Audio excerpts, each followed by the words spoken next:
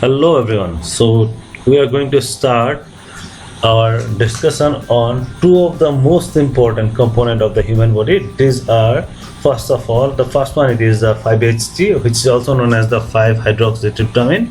Moreover, we are going to discuss on the melatonin. So in this particular presentation we are going to discuss their production, their mechanism of action, how they are synthesized in the human body. So without wasting any time, let's start. So first of all, you see the background. So basically this 5-hydroxytryptamine, it is also known as the 5-HT, abbreviated as the 5-HT. It have various important pharmacological as well as physiological role in the human body, which includes basically it acts as a neurotransmitter in the CNS, central nervous system. Moreover, it regulates the muscles in the CVS, that is your cardiovascular system, as well as in the GIT, that is the gastrointestinal tract. Moreover, it regulates the platelet aggregation in the human body. So how this 5-HT forms in our human body? So basically I have given you a chart from here. You can easily understand how it gets produced. So first of all, you see tryptophan, it generally comes in our diet, right? This tryptophan, it get converted into 5-hydroxytryptophan. So it is generally done with the aid of an enzyme. It is known as tryptophan hydroxylase, right? Now this 5-hydroxytryptophan, it is going to get converted into 5-hydroxytryptamine with the help of an enzyme known as the aromatic decarboxylase enzyme. Further, this 5-HT, it is acted by the MAO, that is a monoamine oxidase, to convert into 5-hydroxyindole acetaldehyde, and further it is again acted by another class of enzyme known as the acetaldehyde dehydrogenase to convert it into its last form, that is the 5-hydroxyindole acetic acid, via which it gets excreted from the human body through the urine, right? So how it is distributed? So if you see the distribution, you see the GIT, the gastrointestinal tract, they have the enterochromaffin cells, which constitute around 90%, and on them only most of the 5-HT they occur. Moreover, it is found in the mesenteric plexus. Even if we see in case of the platelets, you see during the time of platelet aggregation, what actually do, it diffuses from inside of the plasma via active transport. This is 5-HT, it comes out from the plasma by the active transport, right? It releases at the site of the damage. So apart from that, they have action over the lungs, bone marrow, pineal glands, even the central nervous system. Now you should know their receptors. So the receptors are generally known as the serotonin receptors for this. So first of all, there are mainly 7 types of serotonin receptors. Means the 5-HT have mainly 7 types of receptors. So they starts with 5-HT1 to 5-HT7, but you should know that they also have the subtypes. For example, the 5-HT1 and 5-HT2, they have subdivided, or they have subtypes. So finally, the total number of 5-HT receptor which is present in the human body, it is of 14 different types. So now you see this 5-HT present, if the concentration of the 5-HT increases in the CNS, generally in the CNS, this 5-HT, it acts in the midbrain of the CNS, and it generally acts as a neurotransmitter. NT, it stands as a neurotransmitter to the pineal gland as a precursor of melatonin, first of all, right? Moreover, it helps in the process of the clotting, as it is helping in the blood clotting process via the platelets, right? Moreover, in the gut wall, you see in the gut wall, we have already discussed the mucosal enterochromaffin cells. They are responsible for its secretion, and they act on these cells. And moreover, the neurons in the mesenteric plexus, right? Now their storage and release. So you see the storage, generally these 5-HT, they are stored as a granules, just like the catecholamines within the cell, right? Moreover, they diffuses over relatively large region. Once they are diffuses, they spread over a large region in the human body. Now these 5-HT receptors are generally located where? So basically they are located in the dendrites of the nerve cell, in the cell bodies of the nerve cell. Apart from that, they also act in the presynaptic terminals of the adjacent neurons.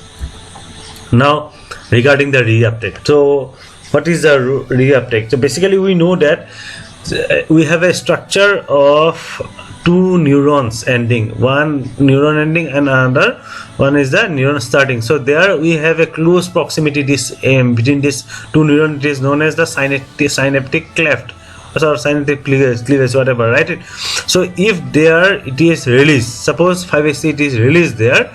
Now sometimes the excess of the 5-HT after performing the duty, this excess of the 5-HT they are reuptake by the presynaptic. So let's start the discussion. So this uptake of the 5-HT from the synapse, it is done by a specific monoamine transporter which is present in the presynaptic neurons in the upper part, right? Moreover, there are several defined monoamine transporters which are present in the human body. So which include actually the dopamine transporter, the norepinephrine transporter, the serotonin transporter. So what are the various agents that can inhibit the 5-HT reuptake, which include basically the 5-HT reuptake can be inhibited first with the help of a cocaine. The cocaine, it inhibits the reuptake, thus it helps in the increase of the amount of the 5-HT in the synaptic cleft. Moreover, tricyclic antidepressant, the antidepressant drugs, the tricyclic antidepressant drug, they increases the concentration of 5-HT in the synaptic cleft.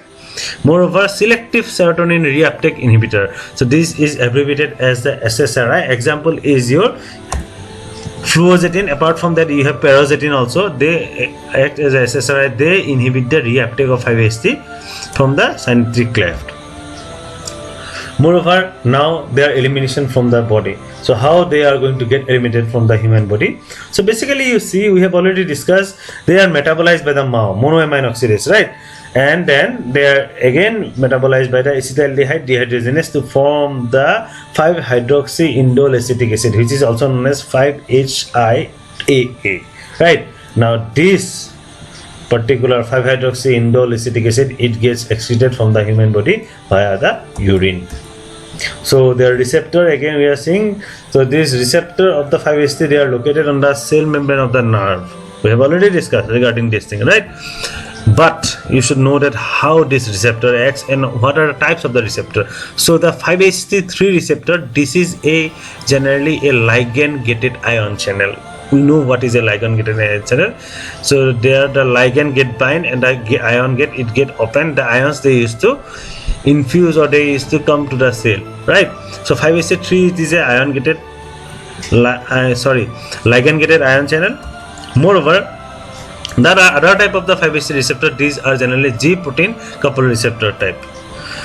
So now let's see their distribution. So in the CNS we generally have all type of their 5-HT receptors, but in the cerebral vessels generally we have the 5-HT type 1D. It is found in the cerebral vessel. In the nerve ending we have the 5-HT3 type of receptor, which is also known as the nociceptive. In the enteric plexus we have the 5-HT3. In the mesenteric plexus we have the 5-HT4. In the smooth muscles we have the 5-HT2A, so which include the blood vessels as well as in the bronchi. In the gastric fundus we have the 5-HT2B, and in the platelets we have the 5-HT2A type of receptors. So now you see their action. So this 5-HT1A, they act on the CNS. They helps in the neuronal inhibition, or you can say the behavioral effects of the person. The 5-HT1B in the CNS, they helps in the presynaptic inhibition, which is also known as autoreceptors. And 1D in the CNS, it helps in the behavioral effects. Similarly, 5-HT2A in the CNS, they help in the neuronal excitation. 5-HT2C in the choroid plexus, they help in the CSF, that is cerebrospinal fluid secretion. Apart from this, 5-HT3 in the CNS, they have excitation, anxiety. So these are the defined function actually. In the entering neurons, they induce the process of emesis, that is, you can say the vomiting. 5-HT4 receptor, which is in the CNS, is responsible for neuronal excitation. And similarly, this 5-HT7 it is present in the CNS, in the GI tract, as well as in the blood vessels. So this is actually the overall distribution of the 5-HT receptors in the human body. So now the next one, it is the melatonin.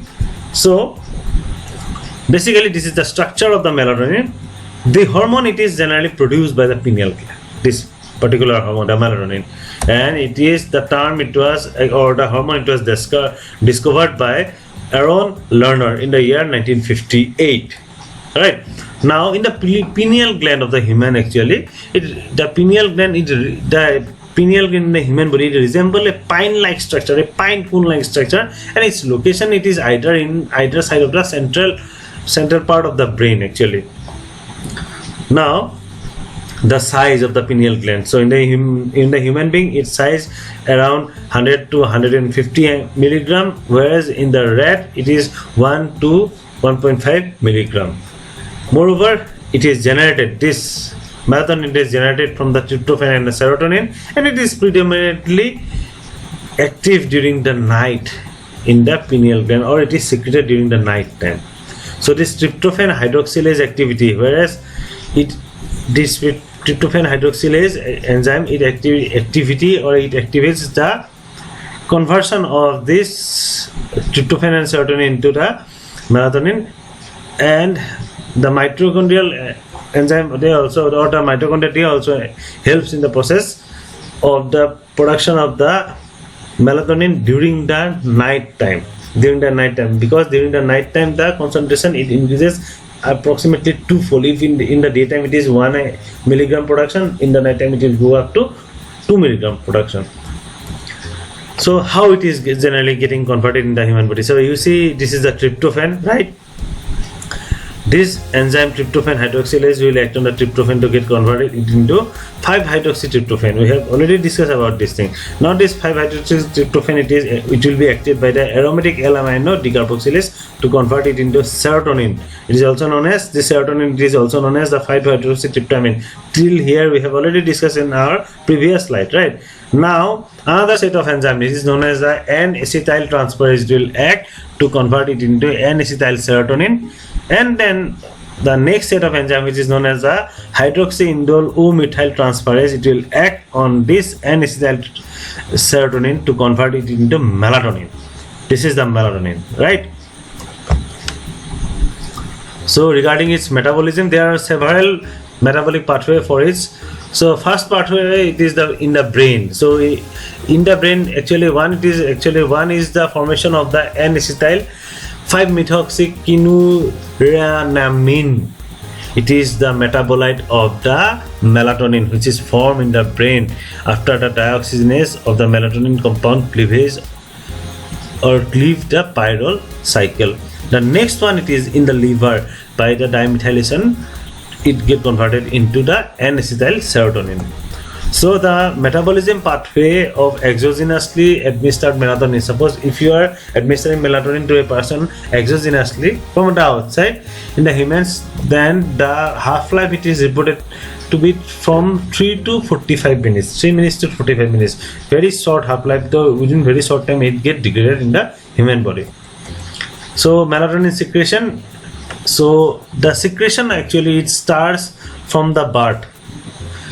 For the age of suppose 3 to 4 months of the age, it starts secreting. When it starts secreting during the night time, when the baby is sleeping, right?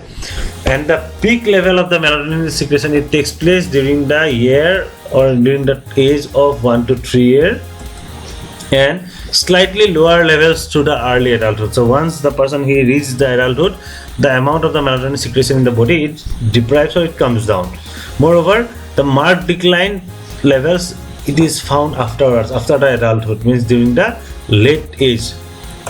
So it has been reported that the peak levels for 70-year-old, which I have already discussed, that after the particular age of adulthood, once the person has reached the old age, the amount of the melatonin production or secretion in the body comes down. So after the age of 70 years, just 1/4 level of the melatonin is produced as compared to that of the young adult.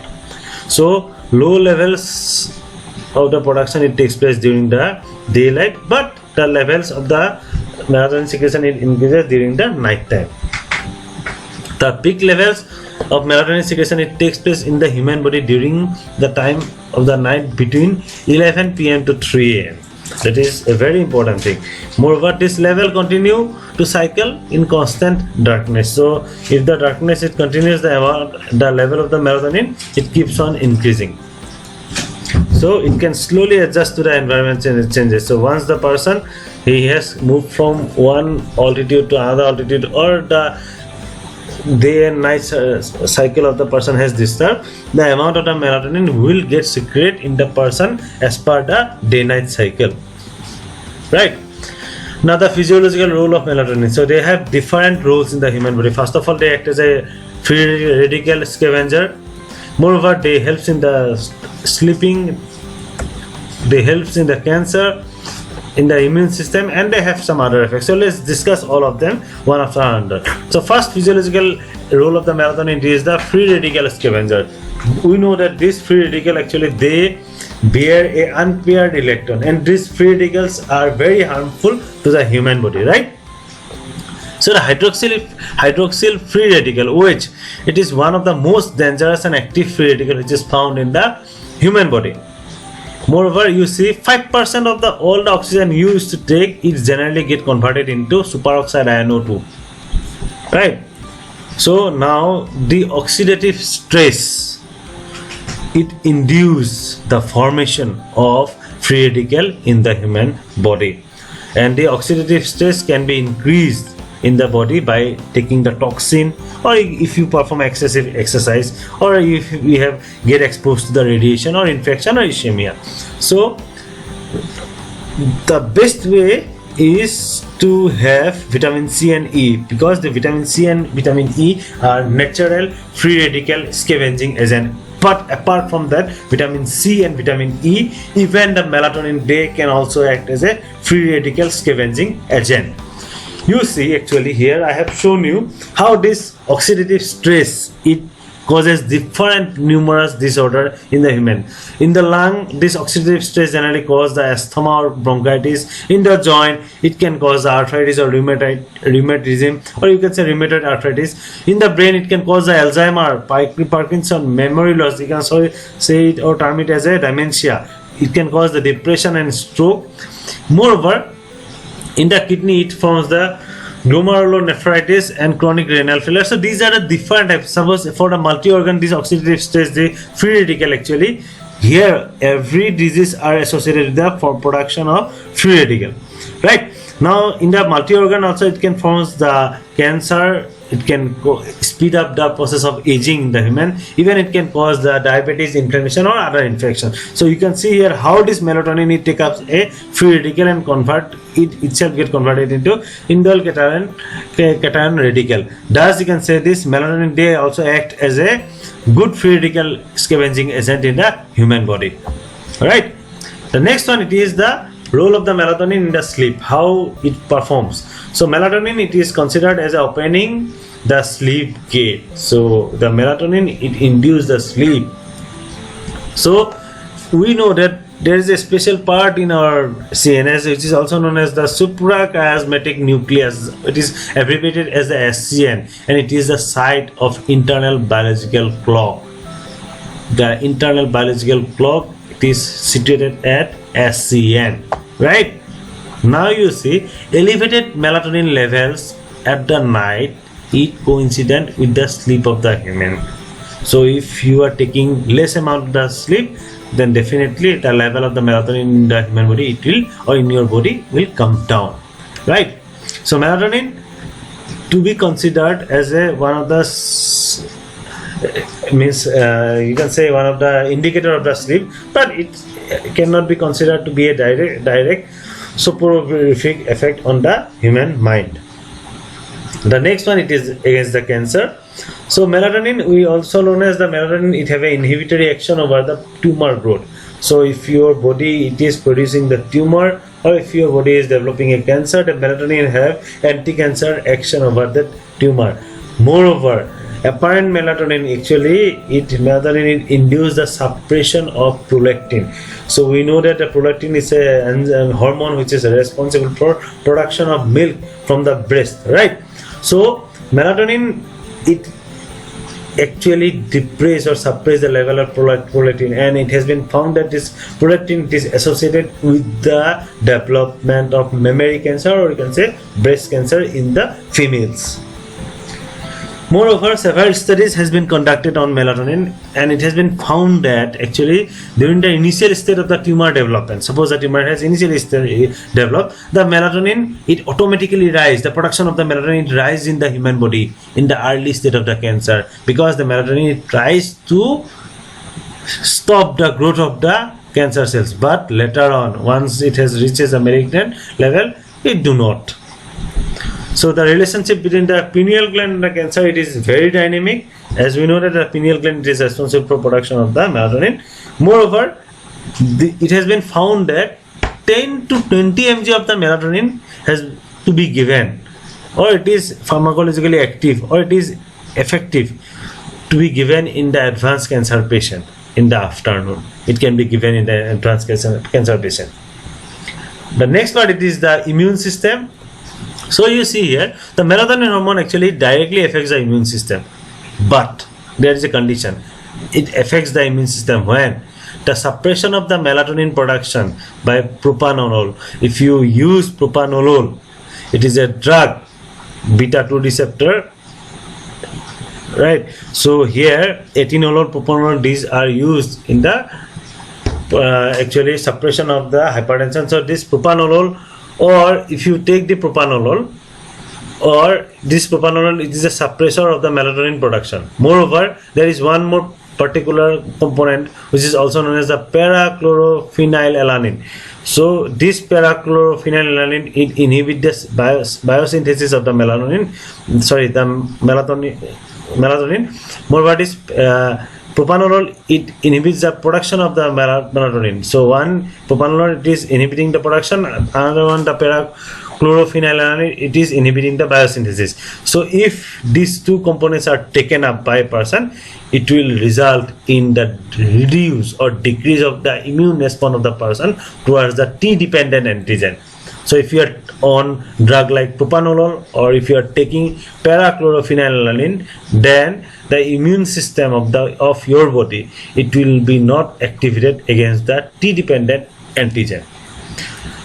The last one, that is the physiological role of melatonin other than the above stated. First of all, we have come to know that the melatonin is actually an antioxidant. Moreover, exogenous melatonin, it decreases the leptin production in the human body. Moreover, it has been reported that the intake of the melatonin actually reduce the blood pressure during the night time, during your sleep time, but it don't affect the heart rate. So if a person is having a chances of stroke during the time of your sleep during the night time, then melatonin can be given in such patient. Moreover, an important property of the melatonin is its ability to influence the circadian rhythm.